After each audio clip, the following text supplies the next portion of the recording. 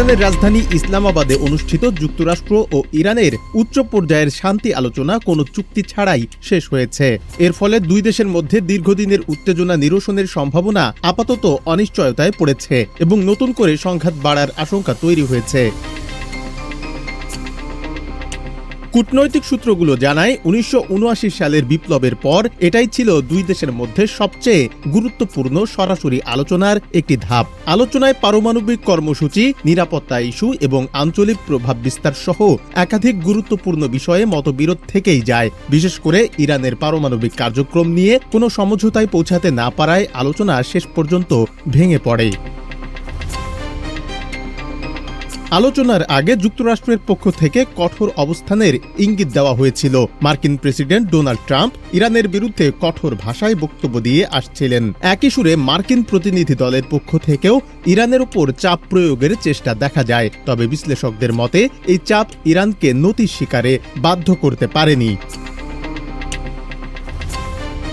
বিশেষজ্ঞরা বলছেন, ইরান আলোচনায় দুর্বল অবস্থানে ছিল না, বরং তারা নিজেদের কৌশলগত শক্তি, বিশেষ করে হরমুজ প্রণালীর উপর প্রভাব এবং আঞ্চলিক উপস্থিতিকে একটি বড় হাতিয়ার হিসেবে দেখছে। ফলে আলোচনায় তারা আত্মসমর্পণের মানসিকতা নিয়ে আসেনি।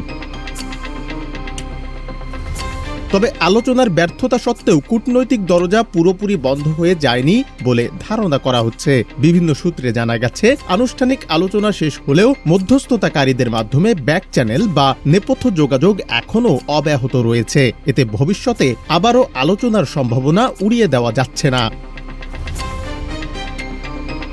বিশ্লেষকরা মনে করছেন, বর্তমান পরিস্থিতিতে দুই পক্ষের সামনে দুটি পথ খোলা রয়েছে। প্রথমত, তারা কূটনৈতিক আলোচনা চালিয়ে যেতে পারে এবং ধীরে ধীরে সমঝোতার চেষ্টা করতে পারে।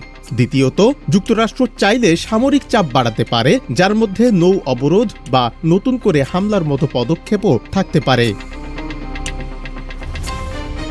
তবে সামরিক উত্তেজনা বাড়ানো যুক্তরাষ্ট্রের জন্য ঝুঁকিপূর্ণ হতে পারে। বিশেষজ্ঞদের মতে, দীর্ঘমেয়াদী সংঘাত বিশ্ববাজারে বড় ধরনের প্রভাব ফেলতে পারে, বিশেষ করে জ্বালানি সরবরাহে বিঘ্ন ঘটতে পারে। এতে বৈশ্বিক মূল্যস্ফীতি বাড়ার আশঙ্কা রয়েছে।